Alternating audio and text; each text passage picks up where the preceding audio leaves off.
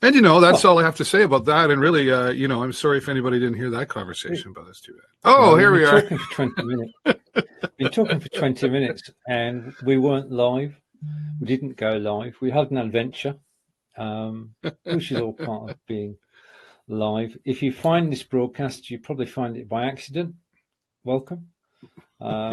Because this is definitely not a scheduled broadcast. This is and I start my I don't know about you, but my messenger bot started. I got 2 or 3. Where's your show? How come you're not on? But so it's nice to know that, you know, people appreciate that we're not dead or something. That's true. That's true. We are live on the show with David Burrows and joining Wiltshire with Sarnia as usual. There you go. Happy Monday. Happy Monday. That's very apt, considering what's happened in the last 20 minutes. I tell my son, my children, Jennifer, there's no bad days, just bad moments in the days. Well, true. Yeah, and no bad days. I mean, it's just one of those things, really. I'm going to try and find the show and share it. All right. While Stephen's doing that, I'll say welcome, everybody. And, this is a good topic for live streaming, really, if you think about it. Just you got to keep pushing firefighting. Yeah, keep pushing forward, and you'll be fine. And I don't know who's out there. Say hello in the comments below, if you would, to let us know that you're here. Thanks for watching. I know Dom was sending me a message that no show today. Yeah. So we're getting started a little bit late, but I think the thing is, it's a little frustrating, you know, when you plan a show and you're getting ready to go live and then you go to click the button and all of a sudden things don't work. And then people go, look, people understand. I know. And as frustrating as it can be, you just got to bite your tongue a little and then you go, Arr! But here we are. And Steven Healey came with you. I'm assuming you threw an arrow at somebody. Yeah. Lily May is out there. Hello, Lily. Thank you so much for joining. Hope you're doing well, and welcome to Broadcasting to Your Community, where we're going to talk about. This show has really evolved over time. We started talking about just live streaming tips, and we still do some of that, but now it's really become a bit of a worldwide community show. I guess would be a good way to explain it. We talk a little bit about it. Has which is great. Right. I like that it has. Good. Can you just give me a moment? I need to do something. Yeah, you want me to get rid of you for a minute? Just for a minute, yeah. All right. There we go. He can still hear us, so don't talk about him too much. Steven Healey working on some things. He's sharing out the link, our new link that we had to share there. And Domingos, let's see. Well, let's say hello to our friends. We'll go back and say hello to Lily May. Thanks for being here. And there's our friend Dom. Dom, hope you're doing well, keeping well. I know you've been kind of in and out of the hospital there, but Dom's a fighter. He's there. And then we've got, who else is there? Oh, Barry's there. Hello, Barry. Looking forward to meeting you this week, you and Deborah. So, yeah, again, we apologize for getting late. And as we were just saying there, Steven's working on a few things. He'll be back in a moment. When we started this show about 2 years ago, it was just about live streaming and live streaming tips. And then I'm not even sure how it happened. It just evolved into a community show, but not just local community like what I do later today. A worldwide community show, because Steven's over in the United Kingdom. We've become great friends and share a lot with each other here on the broadcast and one-on-one. And we're sharing our different little, where we're from, you know, and Steven and his friend Fonz, they do a show called I Live Here. So they share that as well. Are you trying to talk to me? Because I cannot hear you. Okay, he's working on it. Oh, now I can hear you. Okay, here he is. Okay. And we're back. This is going to be the day when everything happens. I've switched off my green screen. Oh, okay. There you go. So So yeah, Yeah. I was just saying, Yeah. I don't know how much you caught there, that this started into a live streaming show, tips and tricks, but now it's really become a little bit of that, but more of a worldwide community show, which is really kind of neat. True. But we're also able to share what's happening in the UK and what's happening in Canada. And we've spoken about the Canadian elections, and we've spoken about the UK elections and the EU and all sorts of things, and castles. Yeah, everything we've talked about. Yeah. Yeah. Right. So there you are. We're live eventually. Oh dear, oh dear, oh dear. Are you okay, Stephen? Yeah, it just throws you, doesn't it? It does. When And things don't go according to plan, and that's the key. yeah, I think you just have to, you just keep moving forward and you figure it out, or you don't right away. Yeah. Here's the thing. I think that people have a sixth sense about when things are going wrong on a broadcast. Yeah. And when things are going wrong, more people come to watch. So welcome everybody Yeah, who's watching. right. If you're here for the first time, just say hello. We always like meeting people we've not met before.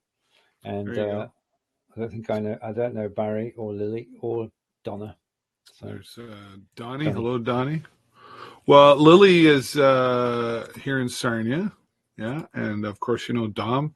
And then Barry is here in Sarnia as well. Himself and his wife, Deborah, were on my show a little while ago, and they have a publishing company and a book that they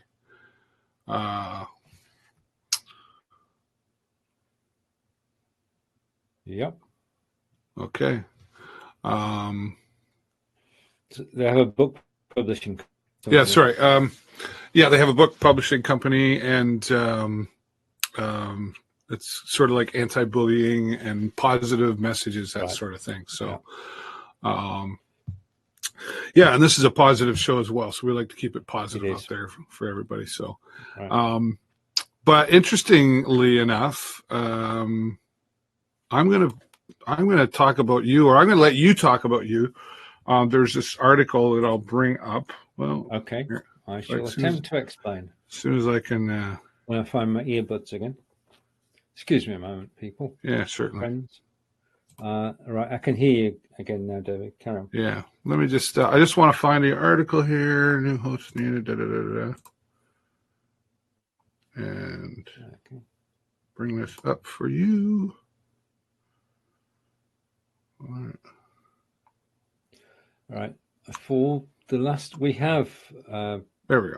A twinning arrangement between 4 towns. One is Devizes in England, which is where I live. One is Mayenne in France, and the third is Weiblingen in Germany. And every year we visit each of the cities. So every third year, people come to Devizes. Now, we're having visitors from Germany and France to Devizes next year. And it's going to be quite a celebration of Entente Cordiale, as it says in the headline there. We host people. People don't stay in hotels. They stay with people who are in Devizes, and they arrive on a Friday night. They're taken away by their hosts and wined and dined. And then we have a full entertainment program over the Saturday and Sunday, including a barn dance on the Saturday night in our corn exchange.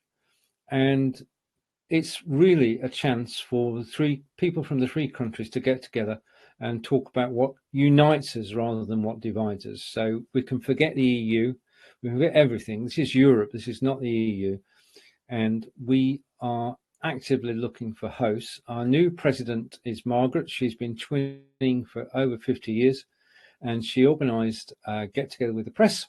And the result of that was the photograph and the article where we're actually asking for people to join us as hosts so that more people can visit us next year. And there's an even better picture of the article as we scroll through it. I've been chairman for 4 years. We've got a twinning meeting tonight, and we'll start organising the visit, which takes place next year, June 20th to 22nd. And it should be a fantastic time. It always is, because we actually have at the same time the mayor making. So on the Sunday, our new mayor is sworn in. So that means that we all go to church and say hello to Matthew. And the mayor is sworn in during the service. And it's quite a spectacle, as you would expect in the UK.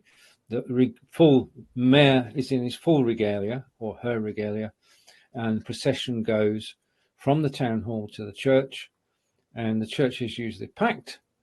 And it's just a fantastic weekend, and we're looking for more and more people to join us. We've got a problem that most organisations have. Majority of our committee. Well, yeah, if you probably sort of empathise with this, hopefully, that most of our members, and certainly committee members, are over 45. Wow. And what we don't have is a young membership. We have an aging membership. I think the same's true of any voluntary organisation, that the people actually volunteering are, let's just be polite, older. If you take any of the organisations you're involved in. There's I don't know, out of the 5 committees that I'm involved with, there's maybe 2 young ladies on one of those committees. Yeah. And the only reason is one is in a position that works at the city, so she's a staff member that represents. So, and that's all changing. And same with the other young lady who's a part of a local organization that her role requires her to be there. So, the volunteer thing is certainly different looking than when you and I were young chaps. Oh yes, indeed it is. I mean, the situation is just the world's a faster place now. I mean, when we were young chaps, there was no internet. That's how far back we go. And therefore, to actually get to meet people, you either went down to the local pub or you actually joined an organisation. Yeah. And the number of organisations in a given town, a legion, you've got, presumably you've got the Scouts, all sorts of voluntary organisations there to help young people and older people. And the membership is getting older. And it's the future of those organisations which is going to be a problem unless you can attract younger people. But younger people they're busy. They've got things to do. Right. So we've got a message to get across, not just in the UK or Canada, but globally, that switch the computer off. Yeah. Go out the door and go and meet some people in the evening. Yeah. And volunteer your services to help others. We all have expertise we can share. And, we've got to bring that back. Just to jump in there and to your point of getting out, I will say, I think maybe we're picking on the younger generation just a little too much. Okay. And the reason I say that is I agree with you that times have changed. And, I was talking to somebody the other night about this. I was like, nothing's changed. I mean, back in the 60s, the parents that came from the 40s used to say, oh, these kids today.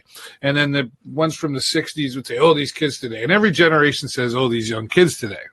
Yeah. And music changes, style changes, fashion changes. But technology really took a huge swing in about 2008, right? Mm-hmm. Right here. No, you can't see that, but there's iPhone. No, you've got an iPhone. David. And I'm on the good side. So, but so that really significantly has changed a lot, and the way we wake up and stuff has changed a lot, and things we do here. However, I think the younger people were getting a bad rap too, as saying like they don't show up for politics, for example. And actually, a lot of them really did, at least over here. I think we talked about about our election over here. I told you how Jason was going to not vote. Fortunately, he did. We went through that. There is more, and in my opinion, there's no reason for a young person to not vote because they have access more than we did. I also see groups. Well, there's one group here, particular in our city. They're called Sarnia Tech Community. Mm-hmm. Now they could just meet online and have a webinar online and Right. talk about tech, but they don't. They meet at a local spot down here. Sometimes it's a local pub, the Refined Fool, and they get Right, together okay. and there's a speaker and they share ideas and they do it in person. Yeah. And one of the reasons they did that was for exactly what you're referring to. So, but that's a start. I think there's a long way to go with that still yet. Because like Jason, for example, he's 19. He didn't get on a computer till he was 3. And it was the big old, desktop computer and everything. Now, 19 years, or 17, 16 years later after he was born, and even before that, now they're born when they come out of their mother's womb with a device in their hands. Indeed. Do you see what I'm saying, though? Like, yeah. Are we picking on them a little too much? Maybe.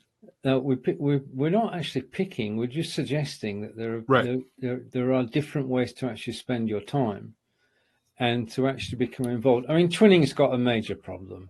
The basic idea of twinning was after the war that we wanted to bring countries together, wanted Germany, France, and England to speak to each other, and the best way of doing that was to actually do exchange visits. And we used to have in the 60s and 70s, you'd have 8 coaches, 400 people leaving devisors, going to France and Germany and spending the weekend there. Now that's changed because we don't have 8 coaches anymore. We've got 1. Yeah. So instead of 400 people, you've got 50 people going. And the reason it's changed is not just the technology you mentioned a moment ago. The reason it's changed is because we had the advent of package holidays and cheap flights. And you can now travel anywhere in the world for a weekend, and you can do it at very low cost. Now, that wasn't available when twinning started. So the major change has been in the fact that people go abroad for the holidays. In those days, people went to somewhere else in the UK. They went down to Cornwall, or they went to up to Scotland. Now they don't do that. Holidays now are 2 weeks off. You go to the airport, you get on the plane, you arrive in Mallorca or Malta or Cyprus or Turkey, and you spend the 2 weeks there, come back with a suntan, and that's what people can do. And that's why twinning has the second problem. Not only do we have an aging membership, but people say, why? Why do twinning? And that's a harder sell because, as I say, they could go to France for the weekend and go to Paris and have a fantastic time. And it's, yes. Okay. So that's the battle that we're fighting. Yeah. And it's a continual one. Well, I guess it's understanding the importance, right? Well, because we've had, in the UK, we've had peace for the last 74 years. That's not to discount the Falklands War. But we have had peace in Europe for 74 years. And people don't, I mean, the number of people who are actually involved in the war has fallen. And therefore, they don't think of this need for countries to actually be together or to actually acknowledge each other and learn about each other. It's one of my hobby horses. It's why I enjoy twinning. So thank you for allowing me to vent. Yeah, no, it's important. I don't know much about it other than what I've heard from you. I mean, I have read a little bit. It's a little more popular, like say, between your area and Germany and France and in the United States. I don't know if it's something that happens in Canada or not. I haven't seen anything like that, but I'll keep looking. But let's just go back to the whole fact of getting younger people involved. Like we have, well, I'm sure you've heard of Rotary. Oh yeah. Yeah. So Rotary's worldwide, right? And they've been significant in the cure of polio, which I don't know if anybody knew that. And here we have 3 Rotary clubs in Sarnia, in Lambton County, but It's mostly Sarnia, which is really weird to me. Well, not weird, but was surprising to me in the beginning, but I understand more now. 73,000 people, and there's 3 different clubs. There's one that I called the Old Timers Club, and I've said it to them directly, so I'm not insulting anybody, but it's the Old Timers Club, and they meet during the day. And then there's an after hours club, and they meet after 7 o'clock at night. And now there is a young Rotaract club, ages 18 to 25, I think, is their group age. Okay. Yeah. So, and that's why I say pick. I don't know, picking. Maybe that was the wrong word, but that's what I'm saying. Maybe we're not seeing it enough. But at least around here, I know I'm seeing more of the young people get involved, and that's just, it only comes from one place, really. It comes from the home, mom and dad. Right. I've been able to instill some of that in Jason. Not always. He's a 19-year-old boy. He's got other things on his mind sometimes, but he does and has in the past got the pancake breakfast that we have here in Sarnia under the bridge every year. He's volunteered there. He's volunteered when we go live stream some things, and we don't charge for it. We do it because we just like it and want to support. So I think he gets that, but that's where it's got to start. It's got to start at home, or influence from grandma or grandpa or the family, I guess, right? To share. And so maybe we don't share enough of it. Maybe we just go, oh, well, he's busy and we forget, or I don't know. My parents taught me the importance of it, so maybe that's why it gets passed on, right? But technology can get in the way. That's for sure. Well, I mean, we couldn't have met up and become friends if it wasn't for technology. So technology is a good thing. It's just the end point is that there is a life outside the internet, incredibly so. And if you take part in that life, then you were better off for it.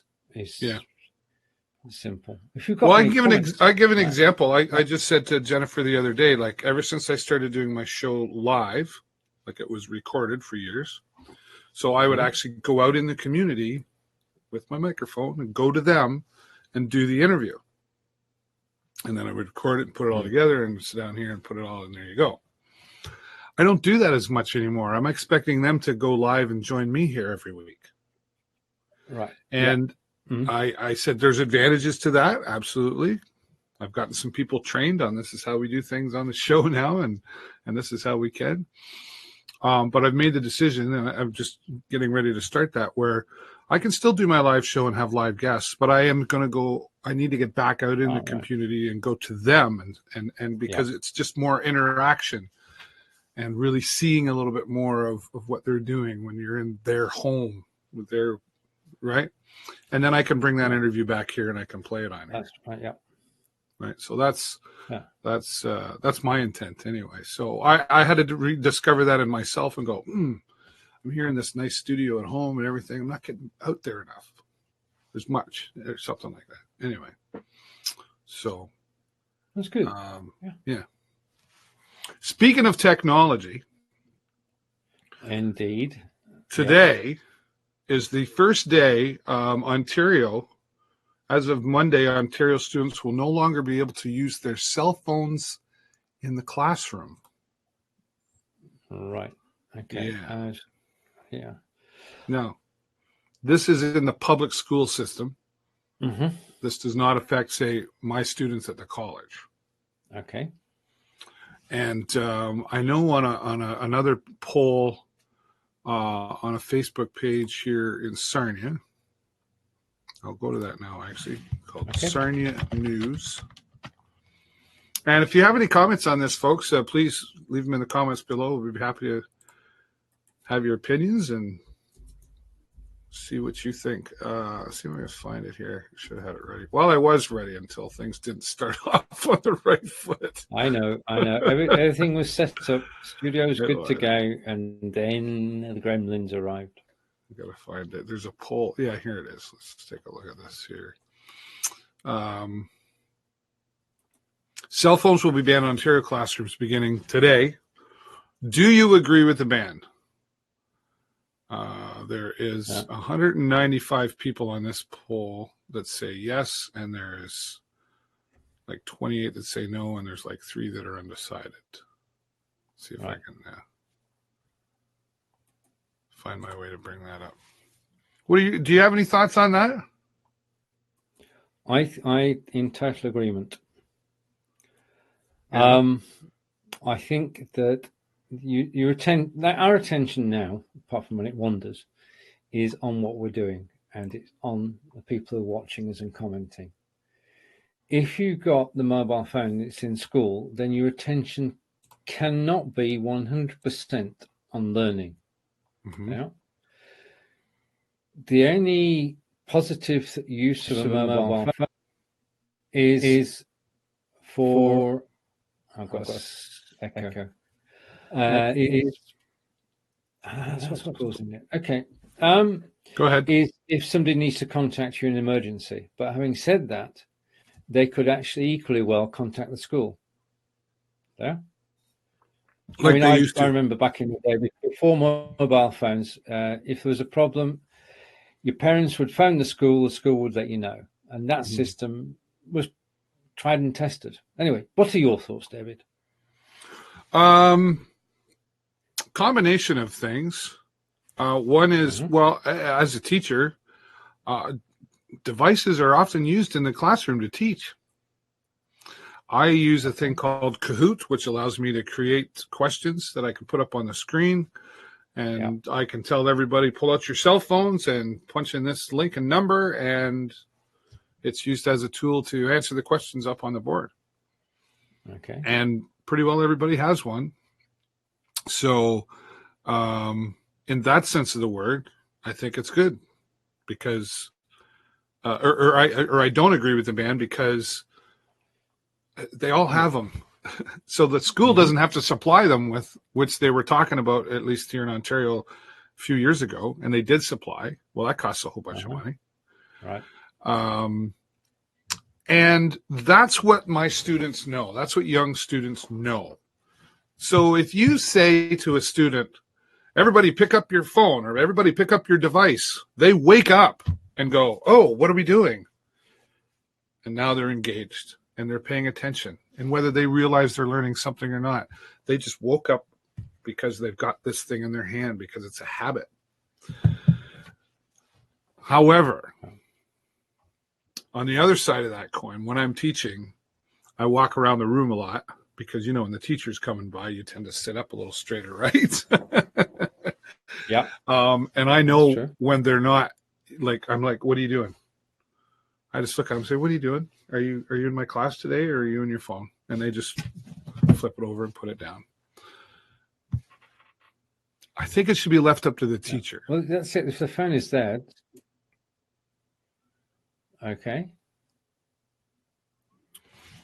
Just because there's different applications. And then if you get into accessibility issues, people who are loss of sight, loss of hearing, there's many different accessibility tools on these smart devices that allow them to be included in a classroom of learning, whereas before they might be put into a separate classroom. And at least, I don't know what it's like over where you are, but here we are very accessibility, all inclusive, nobody left behind kind of thing. So, but here's a video. Let's try this. There's a video on this website, and let's see if I can.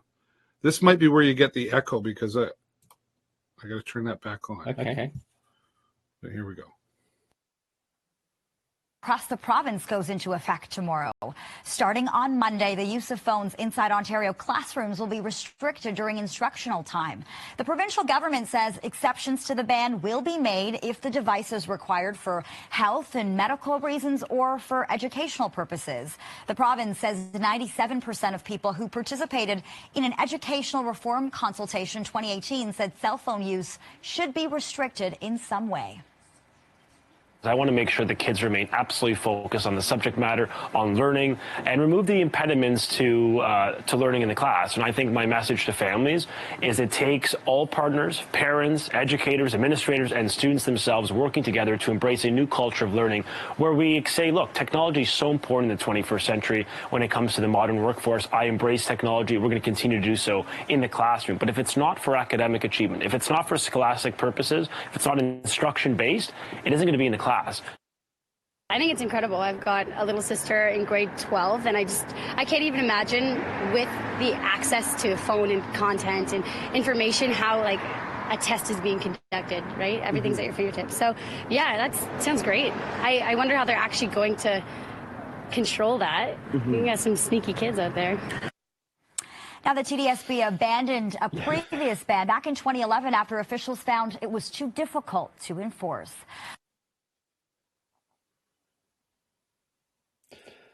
And a cell phone ban for students. So both sides of the coin.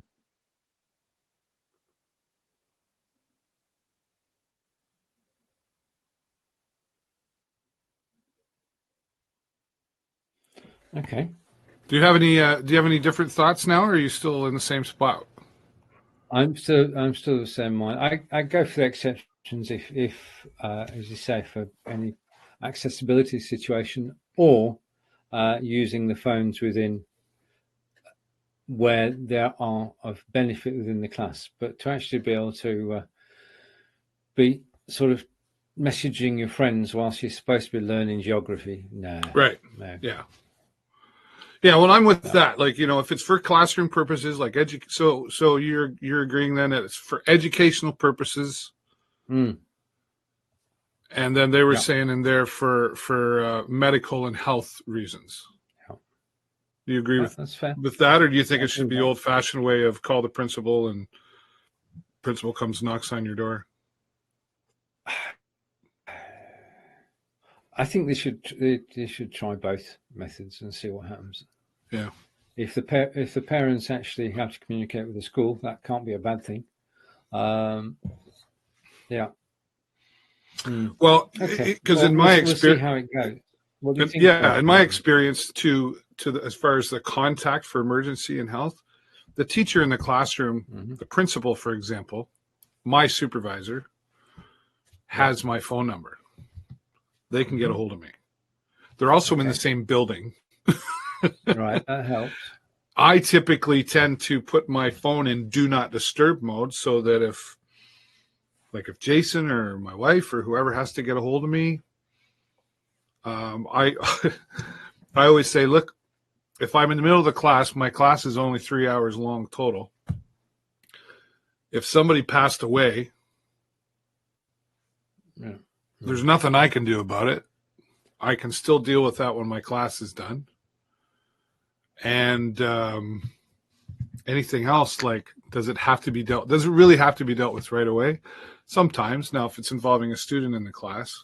But if I have my do not disturb one, they're not going to get a hold of me anyway. So they're going to have to just come down and knock on the door and say, you know, so-and-so needs to be excused due to whatever. So I don't know. It will be interesting to see. I've already been dealing with this because at the college level, there's no ban put on it, right? But I was told in the beginning that I can create my own policy. So, for example, on the first day, I said, listen, here's my deal. And if we have any issues, then we'll just have everybody put their phone over here on a table when you come in. Right. And then if you need it for the class, I'll say, get up and get your phone. And I don't know. That's well, who would have thought that cell phones would be so controversial?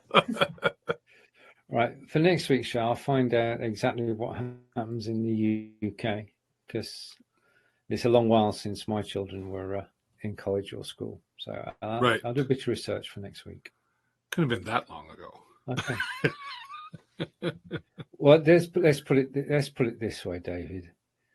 My eldest son is 40. Wow. Work that one out. You could almost be my dad. No. Well, I'm 50. No. I think we're safe on that one.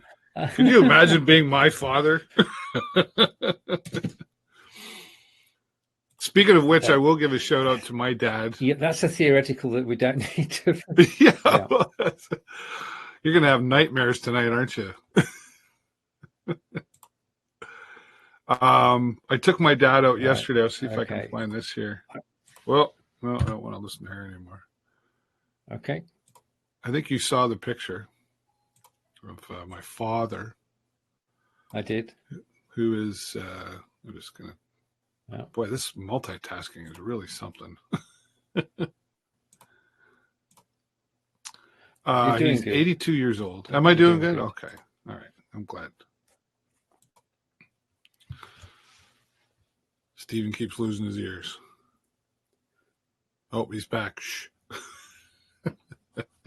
Yeah, I'm back. This is my dad. Yeah, yesterday. So he is 82 years old. And he's one of the original founding members of the Badminton Club here in Sarnia over 60 years ago. Yeah.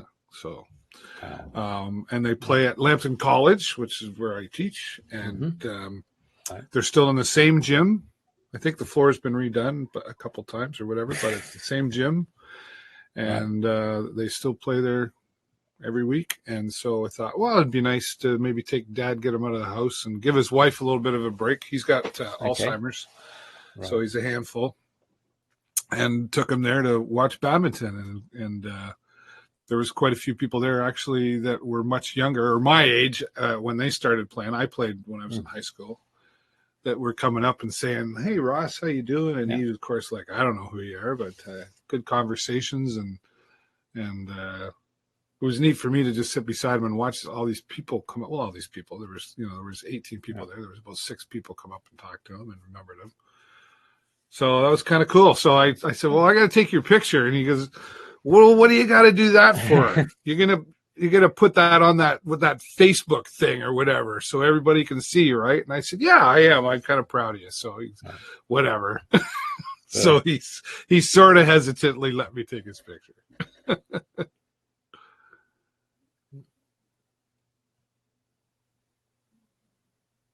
A good memory. Oh yes, truly. I mean, that's the thing. That if you take a photograph, then that photograph you can look at years later or a year later and you can actually remember what happened that day. And that's basically why I take photos, is to actually remember the day. And that's why we're lucky to have mobile phones with cameras on. Yeah. Because you can now take photographs anytime. Everybody's a photographer now. Oh, true. Oh, this we're having not a good show. Well, we're having a good show and a good chat, but everything's going wrong today.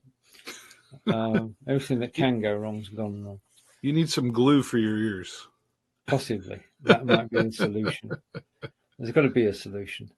I must admit, like they take some getting, like, even I got my AirPods, my nice AirPods. I think they're still there. Yeah. It takes a little getting used to having them in there. It's just I didn't take enough time over getting prepared. That's the root cause of it. There is a solution. Yes. Now, Steven, why when I say things like that, you slowly like? Yeah. What he's really saying is, "Oh my goodness, what is David going to do now?" That's what he's really saying. Yeah. Just wear headphones. No, can't do that. They're not as pretty, right? They're not. That's not cool. That's not cool. That's not cool. If I was DJing, then they would be just perfect. But as I'm happier normally using earbuds. I hear you. Yeah, I'm with you. Good. That being said, I will say, well, there's a time and a place for headphones on a live stream broadcast. I think, like when we're doing, or when I'm later and I'm in my tie, then I have one in my ear, and it would look dumb if I was in my suit and had headphones on. Exactly. A lot of times when you're on Twitch, though, and even on Facebook Lives, I've seen, if it's kind of like a radio-ish style broadcast, okay, you see people with the microphone right in front of them, and they got headphones on. Yeah, and I think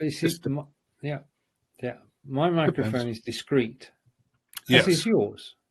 Yeah. The microphone is in the show, but it's not the star of the show. Yeah. And just from a point of view where people are actually sat behind the mic and you can't see them because of the mic, I can understand why people would do that. But as far as being able to watch it, it does make it rather less interesting because you can't see people's facial expressions because the mic's in the way. Yeah. It's very popular on Twitch to have your headphones on. Yeah. And have the microphone in there, kind of like you're a DJ on a radio station, right? Oh yeah. A little different. Well, and speaking of Twitch, I'm assuming you probably still have to go at 1 o'clock or 1 o'clock. I do, yes, if I may. Yeah. So, go on then. But my Twitch channel is becoming a little more regular. I still haven't set a set schedule yet, but I have been streaming 2-3 times a week there. And what you'll see over there is different than what you'll see on my community show in Facebook. That being said, it'll still be a positive show, although it's going to be more discussion based. For example, banning of cell phones in Ontario classrooms. Yeah. Probably do a whole hour on that or more, right? And that's a more engaging. And so that type of things is what people are going to find there. So I'm hoping within the next week to have a set schedule that I'll share with everybody. And by the way, next week, Stephen, and I should have asked you before, but yes, it's he's doing it again. What? You're going to say what? Okay. Next Monday is our Remembrance Day here. Right. And I'll be live streaming the Remembrance Day services. So if you could take on the task of our show next Monday, that would be great. I shall do so. I shall do an alternative show. Topic to be announced. There you go. Oh, good. I can't wait. So I've been live streaming that for 4 or 5 years now. We have the march from our local Legion here that comes down to our local cenotaph, right? And I broadcast that for one of the community things I do, and that's something that's really, really important to me, and not for any, like, I don't have any family that were in the military or anything. I just learned the importance of it at a young age, and I've been able to pass that on to Jason and as well. So important day of remembrance. So indeed. I'll be busy. Right.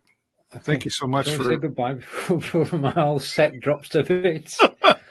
All right. Thank you so much for watching. If you enjoyed the show or what there was of it, give us a 10 in the comments below. And if you didn't like us, do nothing except come back and give us another chance. From Sarnia, Ontario, Canada, I'm David Burrows, and this is Stephen Healey from Wiltshire in England. See you at the same time next week, 12 p.m. Eastern on Monday. Take care. Bye-bye.